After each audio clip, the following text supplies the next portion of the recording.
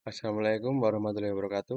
Perkenalkan, nama saya Maman Groni Arianto, mahasiswa dari Prodi Teknologi Pendidikan Angkatan 2023, kelas B, Universitas Negeri Yogyakarta.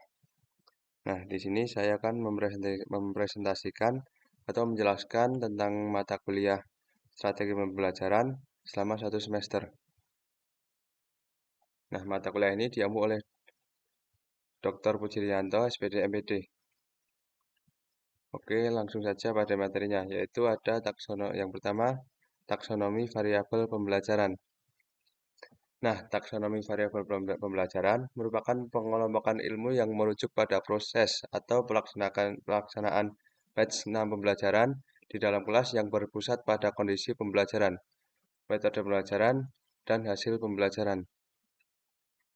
Oke, next. Yang kedua yaitu strategi pembelajaran. Nah, apa sih strategi pembelajaran itu? Strategi pembelajaran merupakan suatu rencana kegiatan yang di dalamnya menggunakan metode dan pemanfaatan berbagai sumber daya dalam suatu pembelajaran. Nah, strategi pembelajaran ini sangat penting karena strategi itu disusun untuk mencapai suatu tujuan tertentu. Oke, next. Materi yang pertama yaitu tentang pembelajaran langsung.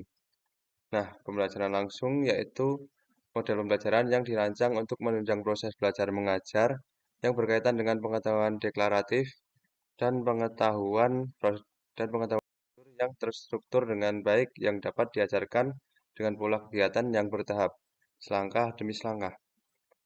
Oke, next. Yaitu yang selanjutnya ada ciri-ciri tentang model pembelajaran langsung. Ciri-ciri yang pertama yaitu menyediakan peluang kepada siswa belajar dari tujuan yang ditetapkan dan mengembangkan ide-ide secara luas. Nah, yang kedua yaitu menempatkan pembelajaran berpusat pada siswa dan penilaian yang mampu mencerminkan berpikir divergen siswa. Nah, untuk langkah-langkah untuk menetapkan model pembelajaran ini yaitu terdiri dari 3 langkah. Langkah awal yaitu terdiri dari orientasi, persepsi, pemberi acuan, dan motivasi. Untuk langkah inti yaitu terdiri dari eksplorasi, elaborasi, dan konfirmasi. Nah, selanjutnya langkah penutup yang terdiri dari simpulan, penilaian, dan refleksi. Oke, next. Nah, untuk model pembelajaran ini tentu mempunyai kelebihan dan kekurangan. Untuk kelebihan sendiri yaitu guru mengendalikan isi materi dan urutan informasi yang diterima oleh peserta didik, sehingga dapat mempertahankan fokus mengenai apa yang harus dicapai oleh peserta didik. Nah, untuk kelebihan yang kedua yaitu dapat digunakan untuk menekankan poin-poin penting atau kesulitan-kesulitan yang mungkin dihadapi peserta didik, sehingga hal-hal tersebut dapat diungkapkan. Untuk kelebihan yang ketiga yaitu dapat menjadi cara yang efektif untuk mengajarkan informasi dan pengetahuan faktual yang sangat terstruktur. Nah, selain mempunyai kelebihan, tentu model pembelajaran ini juga mempunyai kekurangan. Kekurangan yang pertama yaitu bersandar pada kemampuan peserta didik untuk mengasimilasikan informasi melalui kegiatan mendengarkan, mengamati, dan mencatat.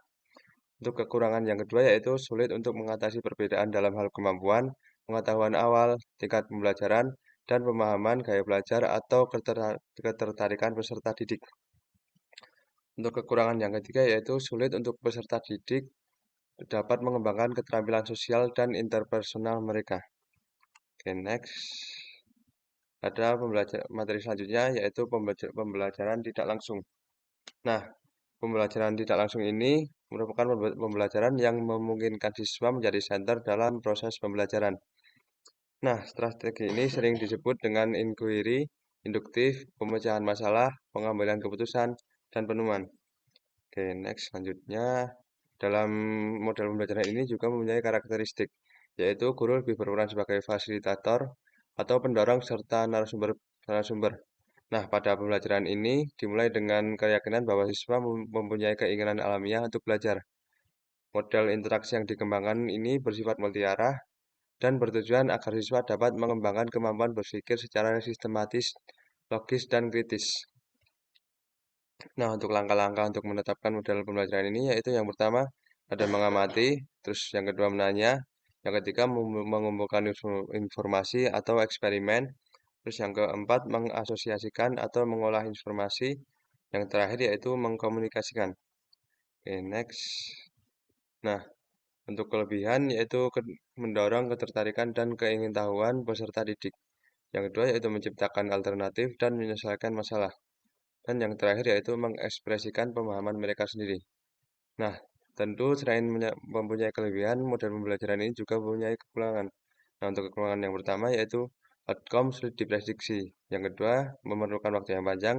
Dan yang terakhir yaitu tidak cocok apabila peserta didik perlu mengingat materi dengan cepat. Oke, next. Nah, untuk yang materi selanjutnya yaitu experiential learning. Nah, experiential learning ini yaitu suatu model proses belajar yang mengajar mengaktifkan belajar untuk membangun pengetahuan dan keterampilan melalui pengalamannya secara langsung. Next. Nah, untuk karakteristiknya sendiri yaitu salah satu karakteristik model belajar dan pengalaman bahwa itu lebih menekankan pada proses belajar yang saling terkait dan melibatkan hubungan antara pengalaman dan pengetahuan yang dihasilkan. Nah, untuk langkah-langkahnya yaitu terdiri dari 3 langkah. Langkah yang pertama yaitu kegiatan pendahuluan. Nah, di kegiatan pendahuluan ini, guru merumuskan rencana pengalaman belajar terbuka dan guru memberikan rangsangan dan motivasi. Nah, untuk selanjutnya yaitu kegiatan inti. Pada kegiatan inti ini, siswa bekerja secara individu atau kelompok berdasarkan pengalaman. Siswa ditempatkan dalam situasi nyata, siswa aktif berpartisipasi, membuat keputusan, dan menerima konsekuensi. Nah, yang terakhir ada kegiatan penutup. Nah, di kegiatan penutup ini, siswa menjelaskan atau menceritakan kembali pengalaman terkait pelajaran. Oke, selanjutnya next. Untuk kelebihan dan kekurangan ini yaitu kelebihan yang pertama meningkatkan partisipasi peserta didik, yang kedua meningkatkan sifat kritis peserta didik, dan yang ketiga meningkatkan analisis peserta didik. Nah, untuk kekurangan yaitu yang pertama keterbatasan aksesibilitas. Nah, pada model ini tidak semua materi cocok diajarkan dengan experiential learning. Untuk kekurangan yang kedua yaitu kesulitan dalam pengukuran dan evaluasi. Yang ketiga, ketergantungan pada pengalaman pribadi yang dapat menyebabkan variasi pemahaman antar siswa. Dan yang keempat yaitu memerlukan waktu panjang dan sumber daya yang besar. Oke, next. Nah, selanjutnya ada pendekatan diskusi. Nah, apa sih pendekatan diskusi itu? Nah, menurut Suryo Subroto, metode diskusi merupakan cara penyajian bahan pelajaran di mana guru memberi kesempatan kepada siswa secara berkelompok untuk mengadakan perbincangan ilmiah guna mengumpulkan pendapat, membuat kesimpulan atau menyusun berbagai alternatif pemecahan atas suatu permasalahan. Next.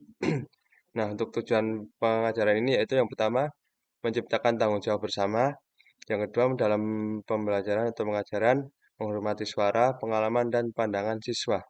Yang ketiga, mendorong partisipasi demokratis dalam dinamika pengajaran atau pembelajaran mengembangkan.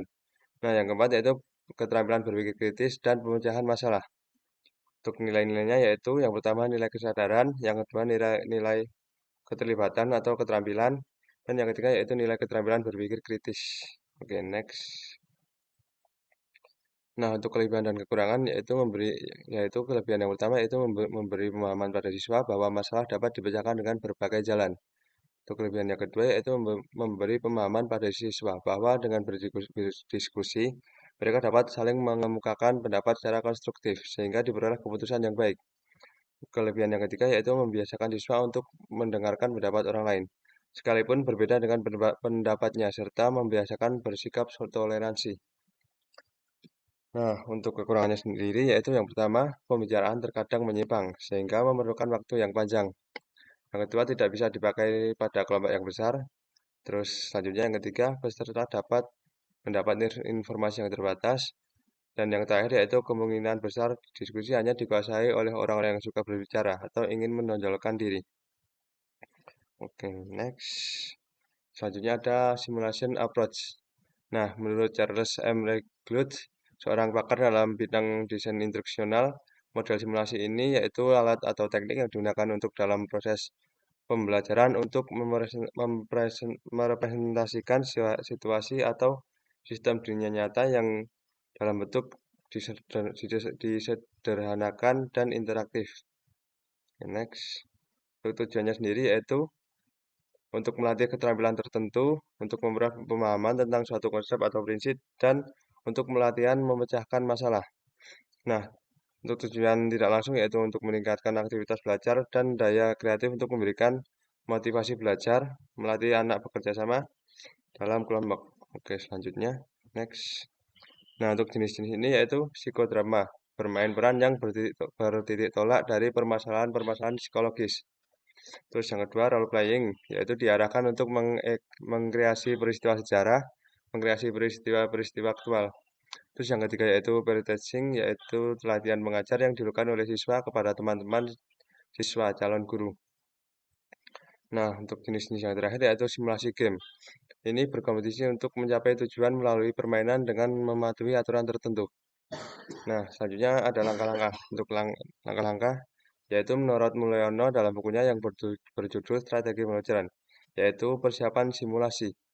Yang pertama ada menentukan topik, yang kedua memberikan gambaran permasalahan, menetapkan peran pelaksanaan simulasi, yang ketiga simulasi dimainkan dengan konsentrasi, yang keempat guru memberikan bantuan, yang kelima mendorong siswa berpikir kritis, penutup simulasi. Terus yang keenam ada evaluasi, yang ketujuh merumuskan, dan yang terakhir kesimpulan. Oke, next. Nah, untuk kelebihan sendiri yaitu yang pertama tidak perlu komunikasi yang pelik, yang kedua adanya interaksi siswa, yang ketiga memvisualkan hal abstrak, yang keempat timbul respon positif dari siswa, dan yang terakhir yaitu menyenangkan hingga siswa berpartisipasi. Untuk kekurangannya sendiri yaitu yang pertama pengalaman simulasi tidak selalu tepat dengan lapangan. Yang kedua, pengelolaan berubah fungsi sehingga tujuan pembelajaran terabaikan. Dan yang terakhir yaitu berpengaruhnya faktor psikologis. Oke, next. Nah, selanjutnya ada self-regulate learning. Nah, self-regulate learning atau SRL merupakan kegiatan di mana individu yang belajar secara aktif sebagai pengatur proses belajarnya sendiri.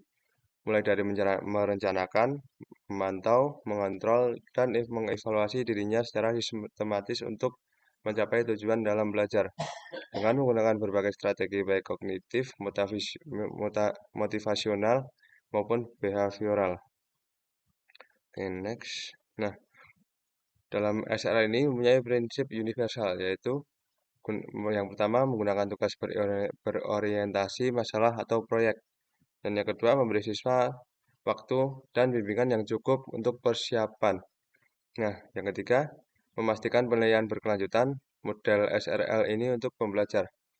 Dan yang terakhir yaitu memberi pelajar peluang untuk penerapan memberikan instruksi langsung pada pelajar tentang keterampilan dan pengetahuan SRL.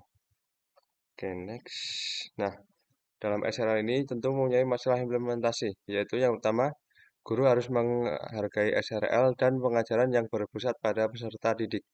Yang kedua yaitu sekolah dapat memanfaatkan peluang pengembangan profesional untuk mendidik guru tentang pentingnya SRL dan pengajaran yang berpusat pada siswa serta cara melakukannya.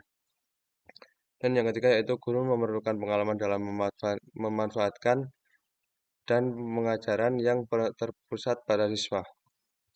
Nah, untuk metode pengajaran sendiri yaitu yang pertama guru harus menghargai SRL yang berpusat pada peserta didik. Yang kedua sekolah dapat memanfaatkan peluang pengembangan profesional untuk peserta didik tentang pentingnya SRL dan pengajaran yang berpusat pada siswa serta cara melakukannya.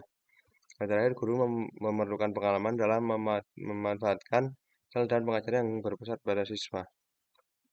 Oke, selanjutnya untuk RPP saya mengambil tentang modul ajar.